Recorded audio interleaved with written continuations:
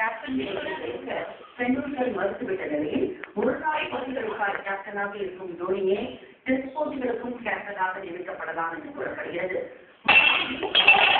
குழுவினர் டெஸ்ட் போட்டிக்கான கேப்டன் யார் என்பதை அறிவிக்கின்றனர். மேலும் பாகிஸ்தானுக்கு எதிரான எஞ்சிய 3 ஒருநாள் போட்டிகளில் விளையாடும் வீரர்களும் இன்று அறிவிக்கப்பட உள்ளனர். திண்டுக்கல் அருகே சேது எக்ஸ்பிரஸ் ரயிலை கவிழ்க்க நடந்த சதியிலிருந்து பயணிகள் அதிர்ஷ்டவசமாக உயிர்த்தனர். சென்னையிலிருந்து நேற்றிரவு ராமேஸ்வரம் புறப்பட்ட சேது எக்ஸ்பிரஸ் இன்று அதிகாலை 2 மணிக்கு கொடைரோடு ரயில் நிலையத்தில் நிறுத்தி சென்றது.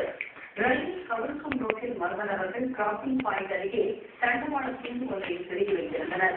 இதன் மீது ஏறி ரயில் சென்றுவிட்டதால் தண்டவாளத்தில் விரிசல் ஏற்பட்டது. ஊழியர் ஒருவர் கண்டுபிடித்ததால் பின்னால் வந்த மற்ற ரயில்கள் தப்பினர். இந்த சம்பவம் அப்பகுதியில் பெரும் பரபரப்பை ஏற்படுத்தியுள்ளது. தீப திருநாளாம் தீபாவளி நாடு முழுவதும் வழக்கமான உற்சாகத்துடன் கொண்டாடப்பட்டு வருகின்றது.